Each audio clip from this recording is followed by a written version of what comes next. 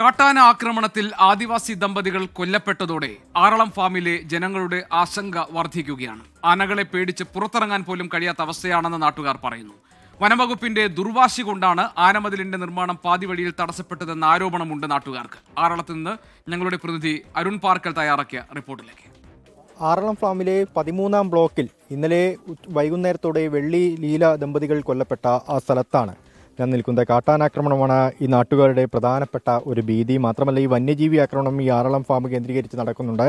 സർക്കാർ കൃത്യമായൊരു ഇടപെടൽ നടത്തുന്നില്ല. കഴിഞ്ഞ സാമ്പത്തിക വർഷം ആനമതിൽ സ്ഥാപിക്കുമെന്ന് സർക്കാർ അറിയിച്ചിരുന്നു. പക്ഷേ അതിൻ്റെ പണി ഇപ്പോഴും പൂർത്തിയായിട്ടില്ല. അത് വലിയ തോതിലുള്ളൊരു ആശങ്കയ്ക്ക് ഇടവരുത്തുന്നുണ്ട്. ചേട്ടാ, എന്താണ് ഈ മതിൽ പൂർത്തിയാക്കാത്തതിന് കാരണം പറയുന്നത്? മതിൽ പൂർത്തീകരിക്കാത്തതിന് കാരണമെന്ന് പറയുന്നത്, ഇപ്പോൾ സർക്കാർ കഴിഞ്ഞ സാമ്പത്തിക വർഷം 53 കോടി രൂപ മതിൽ നിർമ്മിക്കുന്നതിന് വേണ്ടി ഫണ്ട് അനുവദിച്ചിരുന്നു. അപ്പോൾ അതിൻ്റെ പണി ആദ്യഘട്ടത്തിൽ ദ്രുതഗതിയിൽ നീങ്ങുന്ന ഒരു നിലയുണ്ടായിട്ടുണ്ട്. എന്നാൽ പിന്നീട് അങ്ങോട്ടേക്ക് അതിന് വേഗത പോരാ എന്നുള്ള അഭിപ്രായമാണ് ഞങ്ങളെ സംബന്ധിച്ചിടത്തോളം ഉള്ളത്. അതിന് കാരണമായിട്ട് പറയുന്നത് വനം വകുപ്പ്, അതുപോലെ തന്നെ സോഷ്യൽ ഫോറസ്ട്രി വിഭാഗവും നമ്മുടെ PWD വിഭാഗവും തമ്മിലുള്ള ഒരു വടംവലി ഇതിനകത്ത് ഉണ്ട് എന്നുള്ളതാണ് കാണാൻ വേണ്ടി കഴിയുന്നത്. ഇവിടെ കാട്ടുമരങ്ങൾക്കുൾപ്പെടെ എവിടെയില്ലാത്ത വില നിശ്ചയിച്ച് കൊടുക്കുക.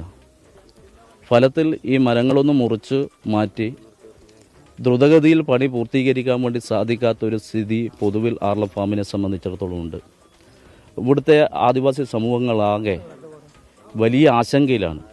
അതുമാത്രമല്ല, ഇവിടെ രാത്രിയായി കഴിഞ്ഞാൽ സമാധാനമായി കിടന്നുറങ്ങാൻ വേണ്ടി സാധിക്കുന്നില്ല. അതുതന്നെയാണ് ഇവിടെ ഈ ജനങ്ങൾക്ക് അവരുടെ ആശങ്ക, ഭീതി അകന്ന് ജീവിക്കാൻ കഴിയാത്തൊരു അവസ്ഥയാണ്. പ്രത്യേകിച്ച് സ്ത്രീകൾക്കും കുട്ടികൾക്കും ഉൾപ്പെടെ ഈ പ്രദേശത്തു കൂടി നടന്നു പോകാൻ പറ്റാത്ത അവസ്ഥയാണെന്നൊക്കെ പറയുന്നുണ്ട്. ചേച്ചി, ഈ ആനശല്യം ഭയങ്കരമായിട്ടുണ്ടോ? നമുക്ക് അവിടെ ആനശല്യം ഭയങ്കരമായിട്ടുണ്ട്. ഇന്നലെ ഉണ്ടായിന് ആന. തൊട്ട് മേലെ, നമ്മുടെ ഷെഡിൻ്റെ തൊട്ട് മേലെ ആന ഇങ്ങനെ പൊട്ടിച്ചുകൊണ്ട് നിൽക്കുന്നുണ്ടായിന്. പിന്നെ ഞങ്ങൾ ഇന്നലെ വിളിച്ചിട്ടില്ല ആര്.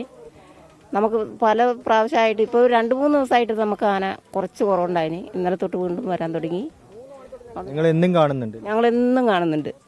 രാത്രിക്കാലം. പിന്നെ ഈ കഴിഞ്ഞ ആഴ്ചയിൽ ഞങ്ങൾ ഇങ്ങനെ ആന വന്നുകൊണ്ട് നിൽക്കുമ്പോൾ ഞങ്ങൾ അവിടുന്ന് ഒരു പാത്രത്തിനെടുത്ത് മുട്ടുമ്പോൾ നമുക്ക് നേരെ ഓടി വന്നു. അത് ഞാൻ തെങ്ങിനകത്തോട്ടേക്ക് പോയി. പിന്നെ ഞങ്ങൾ അവരെ വിളിച്ചു. അന്നേരം അവരെ വിളിക്കുമ്പോൾ അവരെ വണ്ടി കാണുമ്പോഴേ ആന അങ്ങോട്ട് പോയി.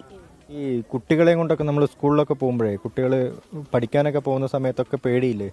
പേടിയുണ്ട്. കുട്ടികൾ പോയിട്ട് നമുക്കൊന്ന് പണിക്ക് പോകാൻ പോലും പുറത്തിറങ്ങാൻ പറ്റാത്ത അവസ്ഥയാണ്.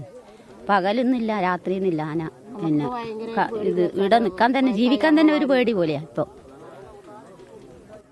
പലരും അവരുടെ ആശങ്കകൾ പറയുന്നുണ്ട്. ഉപജീവന മാർഗത്തിന് പോലും പുറത്തിറങ്ങാൻ കഴിയാത്ത അവസ്ഥയിലാണ് ഇവിടുത്തെ ജനങ്ങളുള്ളത്. അതിൻ്റെ പ്രത്യേകമായ കാര്യമെന്ന് പറയുന്നത് വനം വകുപ്പിൻ്റെ അനാസ്ഥയാണെന്ന് ചൂണ്ടിക്കാണിക്കുന്നുണ്ട്.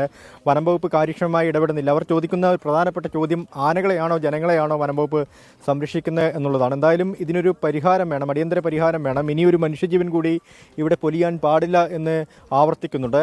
രജീഷ് കരുവള്ളൂരിനൊപ്പം അരുൺ പാറയ്ക്കൽ, 24 കണ്ണൂർ. ആറളം ഫാമിൽ നിന്ന് ഞങ്ങളുടെ പ്രതിനിധി അരുൺ പാർക്കൽ തയ്യാറാക്കിയ റിപ്പോർട്ടാണ് നമ്മളിപ്പോൾ കണ്ടത്.